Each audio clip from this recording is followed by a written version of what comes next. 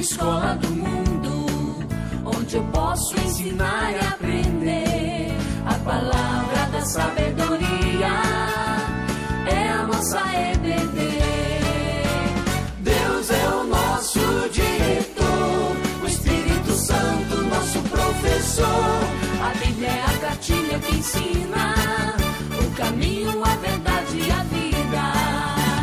Deus é o nosso diretor, o Espírito Santo nosso professor. A Bíblia é a cartilha que ensina o caminho, a verdade e a vida. Olá, meus alunos da Escola Dominical. Como nós sempre fazemos todo domingo, nós temos uma pequena abertura, uma exposição da Bíblia, e depois os alunos vão para suas classes. Como vocês são acostumados a me ouvir nessas manhãs de domingo. E nesta pré-aula, nessa pré-classe, eu tenho falado sobre o livro de Efésios, que fala sobre a igreja.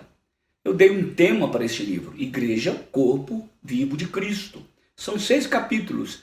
E eu resumi esses 6 capítulos num tema: Igreja, Corpo Vivo de Cristo. Olha o que ele termina. Eu tenho falado sobre como que Deus ele organizou na sua mente a igreja, como ele fundou a igreja no seu coração e como ele colocou isso em prática na pessoa de Jesus Cristo. Diríamos, num termo bem rude, que o pai é um conceito teórico da igreja e o filho se torna o conceito prático da igreja. De uma forma bem esdrúxula. Qualquer comparação que fizermos com a Trindade vai ser sempre ruim, mas seria mais ou menos isso. O pai seria o arquiteto que desenhava e que desenhou a igreja num papel, e o filho foi aquele que veio ao mundo e colocou esse desenho em prática, que ele construiu o edifício espiritual. Mesmo Jesus disse em Mateus: eu edificarei a minha igreja. Então ele é o construtor desta igreja. E quando a casa esteve pronta, o Filho foi para o céu e o Espírito desceu para dar vida a esta construção espiritual. O Pai arquitetou, o Filho executou e o Espírito coloca vida, vivificou. Muito interessante esta colocação, porque tem a ver com todo o plano da Trindade em organizar a sua igreja, a igreja verdadeira, aqueles que foram lavados pelo sangue do Cordeiro. Olha, no capítulo 1 ele continua dizendo, para conferir isso que eu estou falando. Versículo 18, Paulo está dizendo: eu oro para que vocês tenham os olhos do coração abertos, para entender algumas coisas espirituais, para entender a glória da herança, para entender o chamamento e para entender o poder. Desse poder que estamos falando, e domingo passado falamos sobre isso. Olha onde esse poder, eu disse na semana passada, tirou Jesus e colocou lá em cima, à direita, nos lugares celestiais. E o que esse pai fez depois disso? Será que o filho foi embora e ficou vazio aqui? Não, ele disse que mandaria o Espírito. O Espírito veio para trazer essa vida ressurreta, dentro da qual vida está o poder de Deus. Então Jesus Cristo, ele é encarnado na igreja, ele é inoculado, injetado na igreja através do Espírito. Se não, vejam, olha, ele fala sobre o poder, o qual, esse poder, exerceu ele em Cristo, ressuscitando dentre os mortos e fazendo assentar à sua direita nos lugares celestiais, acima de todo o principado, acima de toda a potestade, acima de todo o poder, acima de todo o domínio, acima de todo nome que se possa referir, não só no presente século, mas também nos vindouros. E pôs todas as coisas debaixo dos pés de Cristo. Todas, todo o poder, toda a potestade, toda a ciência, toda a filosofia, toda a arte, toda a cultura, toda a incursão humana, todo o engenho humano, colocou tudo debaixo dos pés de Cristo. Notem agora. E para ser o cabeça, para que Cristo fosse o cabeça de todas estas coisas que eu me referi agora, Deus, o Pai, o deu à igreja. Olha, quando Jesus Cristo assume esse poder, Deus pega esse filho maravilhoso que ele amou desde a eternidade e dá à igreja. Para que ele faz isso? Por que ele pega a vida ressurreta do Filho, aquilo que eu falei, e inocula na igreja? Para que ele esteja fisicamente, olha a palavra que eu estou usando, fisicamente em todos os lugares do mundo. Pastor, Jesus Cristo é onipresente? Sim, mas não é onipresente fisicamente. Ele é onipresente espiritualmente. Porque se ele fosse onipresente fisicamente, teria que ter um monte de Jesus espalhado para o mundo. Jesus não é um espírito só. Jesus é um espírito que tem carne. Agora ele fisicamente, o Jesus de Nazaré, ressuscitou. Ele tem 33 anos. E o seu físico não está presente em todos os lugares do mundo. Por isso que seria um absurdo dizer que Jesus estava presente fisicamente na Eucaristia. Seria um absurdo. Seria um assinte à teologia. Então, se nós tivermos 1000 igrejas reunidas agora, Jesus estaria em 1000 lugares ao mesmo tempo, com 1000 pedaços de carne ao mesmo tempo. Isso é uma insanidade intelectual. E mais do que isso, é uma heresia teológica. Jesus está presente, sim, espiritualmente na ceia, como ele está presente também em todo lugar do mundo. Fisicamente, não. Do mesmo modo que ele está presente espiritualmente em todos os lugares do mundo, ele também está presente espiritualmente na ceia.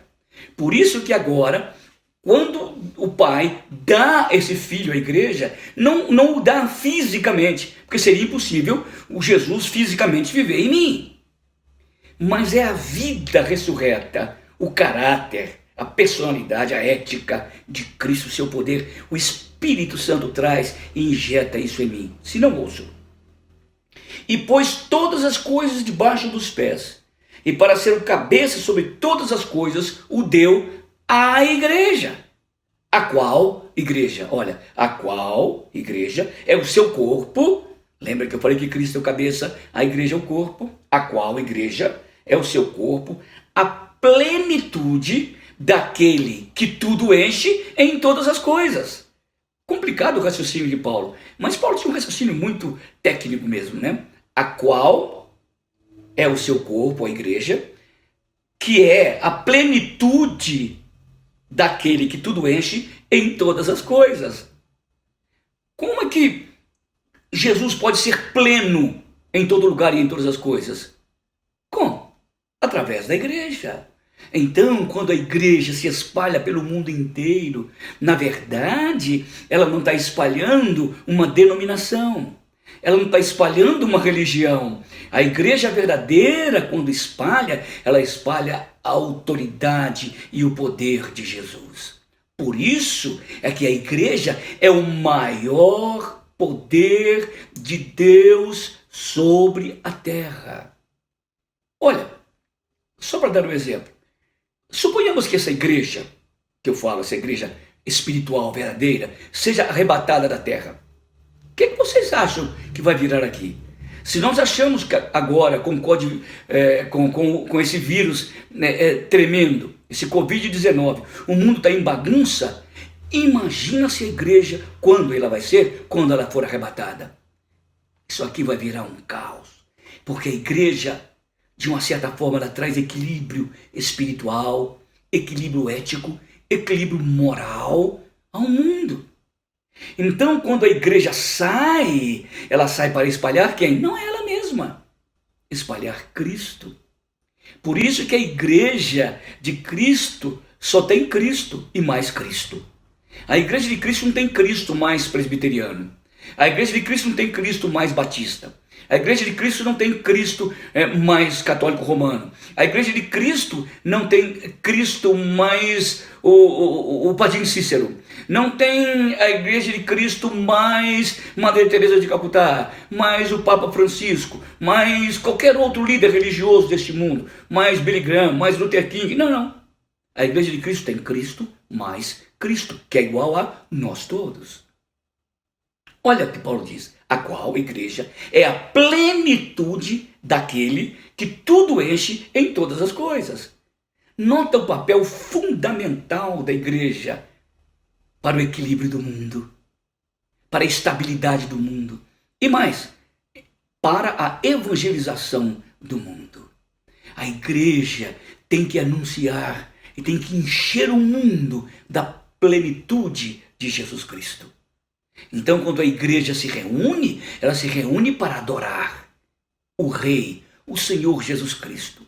Mas quando ela sai para espalhar Jesus Cristo através da sua vida, através da sua mensagem, através da propalação do Evangelho. Olha que pensamento interessante. Deus pegou Jesus, colocou-o à sua direita, acima de todo principado, potestade, nome e poder que se possa referir, não só no presente século, mas também no vindouro, e para ser o cabeça sobre todas as coisas, o deu à igreja. Por quê? Jesus tinha que ter 1 bilhão de cabeças, 1 bilhão de parte física para encher todas as coisas. Mas ele não precisa disso, porque ele tem o seu corpo, a igreja, que é a plenitude daquele que a tudo enche em todas as coisas. Olha, a igreja de Jesus é a coisa mais extraordinária que Deus tem sobre a face da terra. Em última instância, Jesus se preocupa só com a sua igreja. Em última instância, Jesus só ama a sua igreja.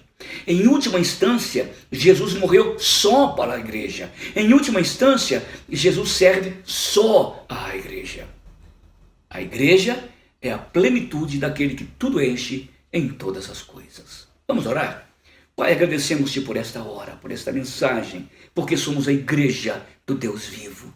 Permita, Pai, que a gente compreenda essas coisas espirituais, que as enxerguemos com os olhos da alma, com os olhos do coração, não com os olhos da religiosidade humana, mas possamos enxergá-la com os olhos do Espírito. E enxergando esta igreja, sim, Senhor, possamos servir melhor ao Rei, ao Senhor, ao cabeça dela, que é Jesus Cristo, em nome de quem oramos.